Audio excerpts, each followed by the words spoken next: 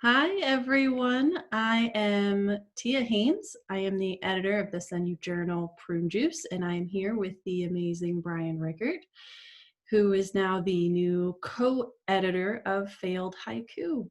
So, Bryan, tell us about yourself. Say hello to everybody. Hello, everybody. Not too much to say about myself. I like to write Senru. I'm married with 2 children, and as a profession, I'm a industrial coffee roaster. I was a teacher for 15 years, and then got out of that gig, and so here I am doing this. So Great. yeah, that's about all there is to know about me. Yeah.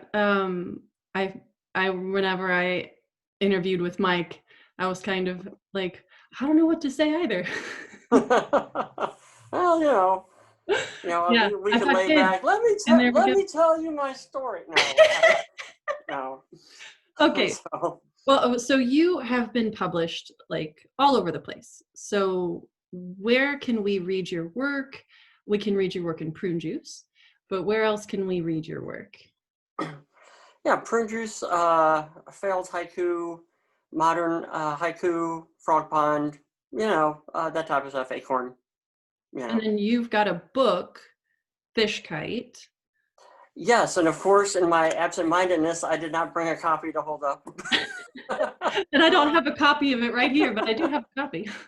Yeah, I do have. I did have a book published with Cyberwit in 2018 called Fish Kite, and you can get that through the Cyberwit site or message me or whatever. So yeah, it's got 100 poems in it. Most already published, but some fresh ones that I had saved in my back pocket for such an occasion.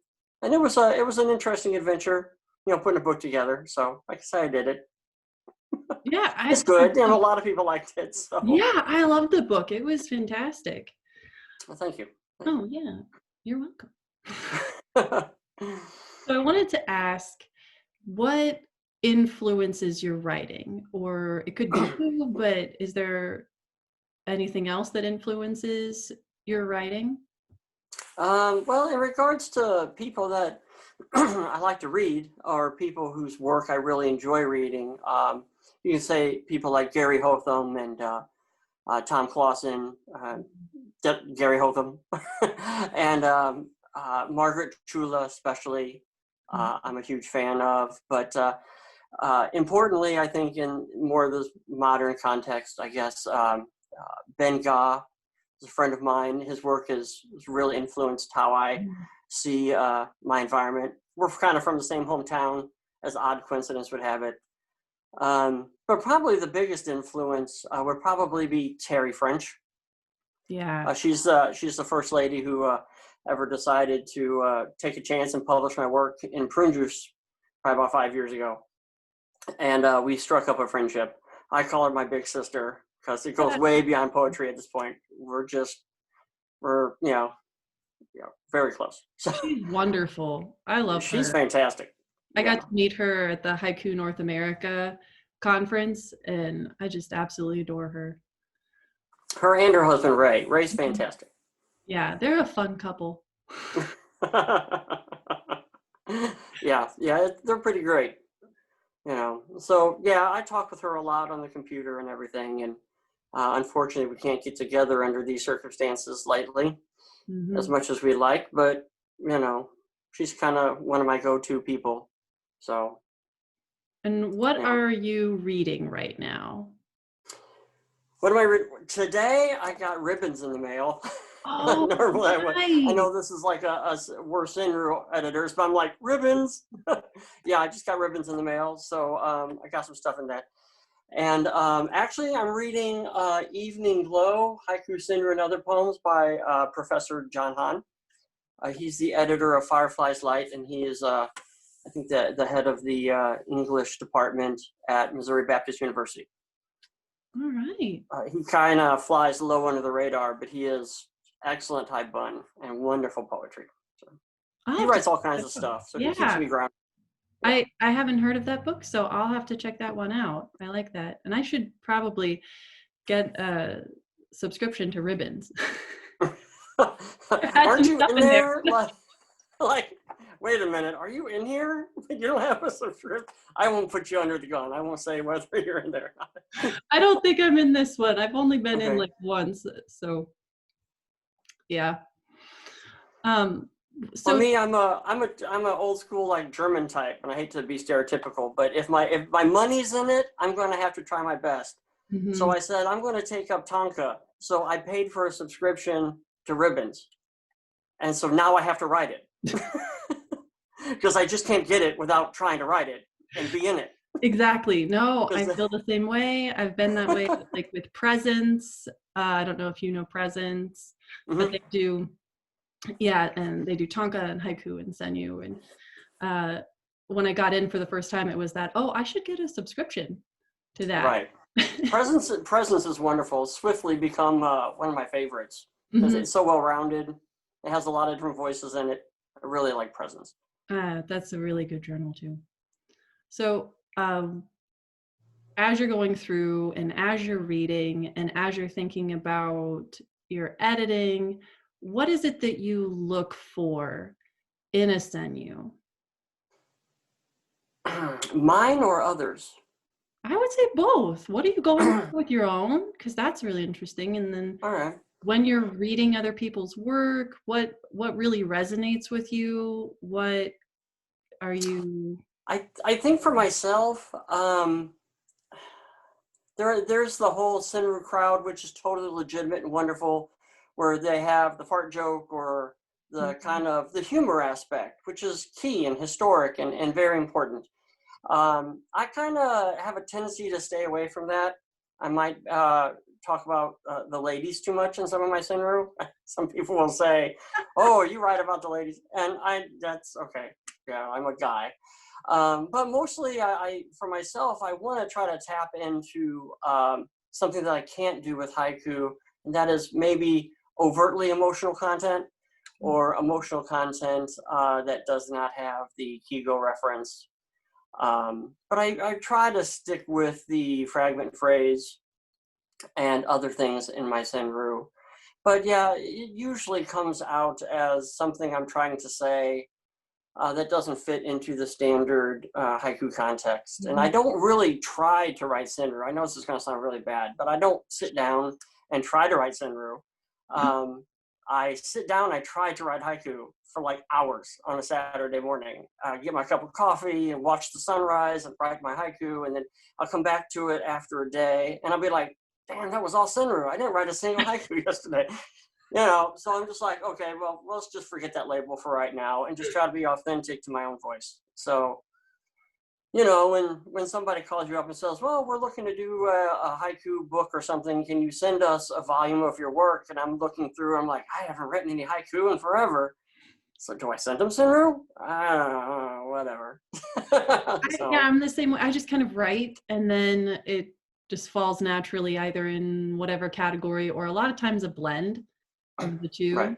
So I don't really write with a goal in mind. It just sort of becomes its own thing once right. once I start writing it. So with this, you are having you're doing your first issue this month. Well, editing for this month Right. next. And so how is that going? How is your startup, your brand new role as co-editor? How's it going?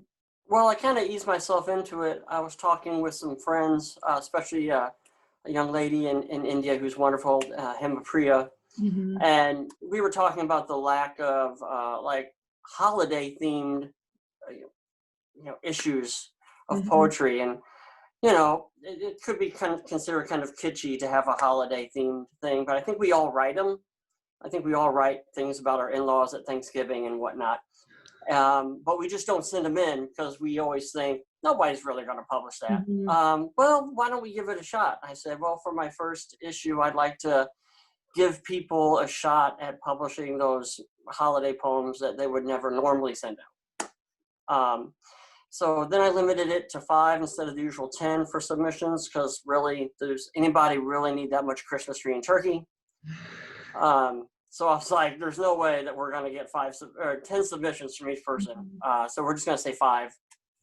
And I'm glad I did, because there's a lot of Christmas tree and turkey. Um, and I think having 5 instead of 10 will kind of make the submitter stop and think, which one of these are extraneous? And if I really do want to get something in, maybe I'll give it an extra thought and narrow these 10 down to the 5 really nice ones. And I've got some great stuff so far. I'm really happy. There's a couple more days to submit. I think I'm at 105 or 107 pages now. Wow. And it's really nice. I've gotten some stuff from India. I've got a lot of, quite a number of African ladies and gentlemen who've submitted, which is very nice to have a Christmas take. How do Nigerians celebrate Christmas? It's an eye opener. It's nice. It's kind of multicultural in a way. I appreciate that. I'm really looking forward to it. I'm excited. When I saw that you were doing that theme, I had that same thought of, you see the odd one here and there of people talking about Christmas or Thanksgiving or even beyond that. And I thought it would be really, I think it's really fun, and I'm excited to read it. Going forward, what is going to be your role within Failed Haiku? For right now, I think I'm just going to be learning the process, because unlike you, I'm just not doing it all at once, all of a sudden right now. Because you guys have three issues a year. We have one every month. So I think right now Mike just has a lot of projects that he wants to explore, a lot of which have to do with the internet and YouTube associated with Failed Haiku, and he wants to take it out into different branches and do different things. And if he's editing 8 issues a year, he can't do that. So I think he really wanted me, or somebody on board, to alleviate some of his burden so that he can try new things and be successful with himself, and take the genre into new places. Because this is his brainchild. This is his big, poetry love, his Failed Haiku, and he wants it to grow and do new things. So that takes time. And so I think I'm here to give him some time. And we also have 4 guest editors lined up. We're working on that. So Susan Birch is going to be doing a karaoke issue here in a couple months. So, that'll be nice. But yeah, just, yeah, so I do 4 issues. We'll have 4 guest editors, and then Mike will do 4. So from here on out, I think all my issues aren't going to be themed. They're just going to be complete, open submission, and that's good. That's exciting to think of Failed Haiku going more out into YouTube and anything else that he's going to be doing. I'm excited to see where Failed Haiku is going to go and what you're going to do for the form, bringing more awareness, drawing in new poets. I think that it's exciting, but I can imagine doing one every month. That's a lot, and he's been doing that for what, years? 5 years, about 5 years. Wow. So I don't know how he's done it. He's a beast, because I couldn't do it. That's a lot. But not with so the job and the wife and the kids and the Yeah, I get it. And I'm really excited. When I found out that you were going to be the co-editor, I legit did a little happy dance. So excited that, with me over at Prune Juice, that we get to work together and get to do we get to judge a contest together. I think it's going to be a lot of fun. So it should be pretty good. So I also wanted to ask, because you and I haven't really actually talked about this a lot, that you're also the editor of the Living Zenu Anthology. So yes. I thought you could just spend a minute just kind of talking about that, what it is, and the online anthology is associated with the Living Haiku Anthology. It's all bundled together. That's Don Beard's brainchild, who also does Under the Basho journal and everything. It's just they want it to be a big repository of accessible Senru for people to be able to scroll by name and just to be able to read it. And previously published, unpublished, mixed bag, different voices, different countries, some different languages, and it's ongoing. So if you send in, I'll read through your submission, accept what I want, and then you can add more to your page later, update your bio, and it just kind of puts you out there. So when people Google your name and what type of poetry does Tia Haynes do, and then it's actually one of those things that comes up, so it gives you a voice, it gets your name out there, and also it is a giant repository that's accessible from anywhere. And I use it. I look it up when I'm feeling a little bit dry, and I'm like, I need something to maybe kickstart me intellectually a little bit. Yeah, I'll go to the Living Haiku Anthology or Senru Anthology and read what people have put down, because you get stuff from all journals, just all kind of thrown in. It's a big melting pot. It's really enjoyable to read. That I would like to spend more time going through, and I should probably submit. Well, I submitted in like 2016 or 17, and like a month ago or so. I'm not the tech person. I make the decisions and bundle the data, and I send it off to the tech guy.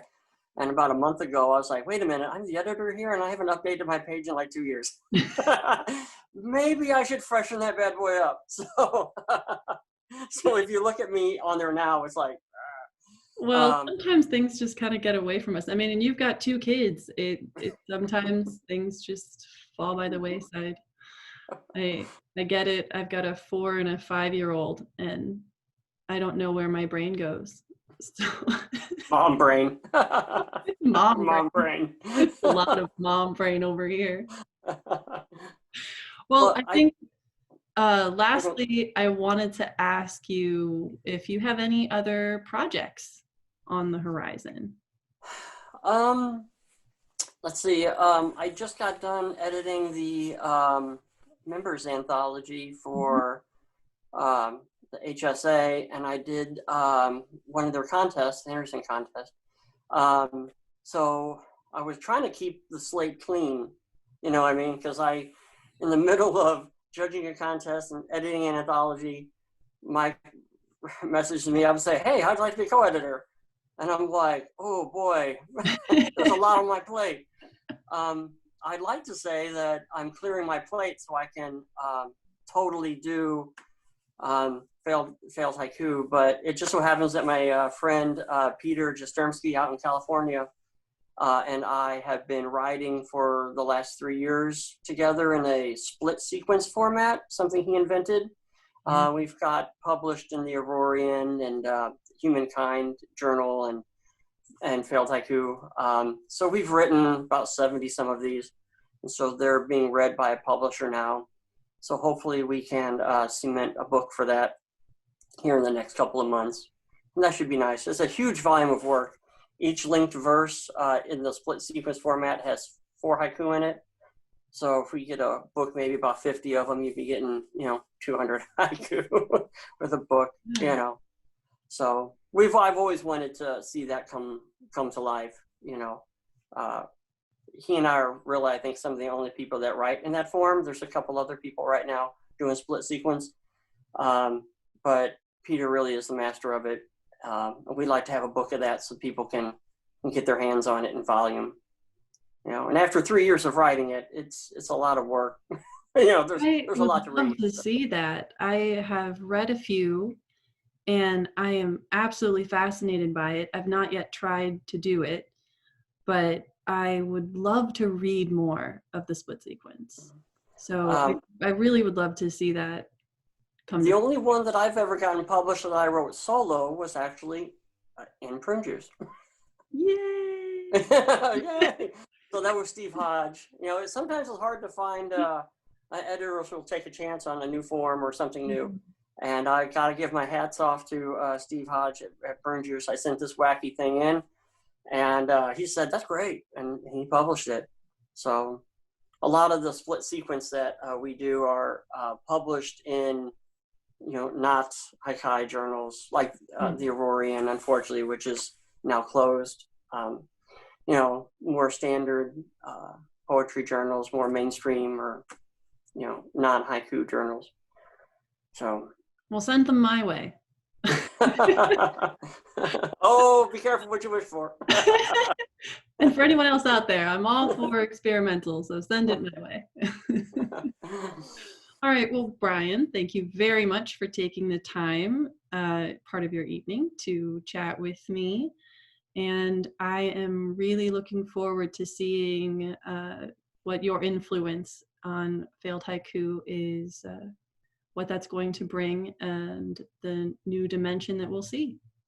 Well, I hope it'll be good. I'm different than Mike, I think, in my taste of work.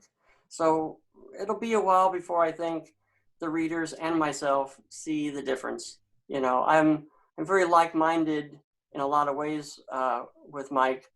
We have a similar approach to life, I think, and we get along very well, and we're very easygoing. And but there's going to be differences. So eventually, what's going to happen is I'm going to not accept something, and somebody's going to say Mike would have accepted that, and then I'm going to have to say send it to Mike, which is totally legitimate, and that's totally fine. Well, every editor is totally different. I have my first issue is going to be coming up. Submissions are going to open up in January, and I know it's going to be kind of a mixed bag because people aren't going to quite know what to do after having a couple years with Brent. Right. Yeah, but I think that's just kind of how it is, and we'll get to know you as an editor. It's going to be great. I never thought I'd be doing this. That's for sure. I was a teacher for a long time, and when I started submitting and writing poetry, I told my wife, "Oh, this is just like a little side gig. Like this is just a hobby. I'm only going to submit to these 2 journals." Never just a hobby. This is never just a hobby. She should have known from the beginning. It sucks you. Oh well, Yeah, but here we are. Here we are. It could be worse. I'm not at the bar. I always tell her, hey, I'm writing poetry in the backyard. I'm not at the bar. That's very true. There are so many different things that could be going on. I could be, drinking alone quietly in a closet after a day with my children, but I didn't say I wasn't doing that. I didn't say I wasn't doing that. It's also happening. While we're writing, we're also drinking. So your daughters are how old now? 4 and 5. Actually, my one daughter, she turns 6 on Monday. So okay. Well, happy birthday to her. Yeah. Mine are 15 and 13. So they act about the same. Surprisingly enough. Hopefully our children don't see this one day. Oh, mine are going to see it like as soon as it's posted. My kids have the internet. It's all open. I don't know what to say. It's true. It's everywhere.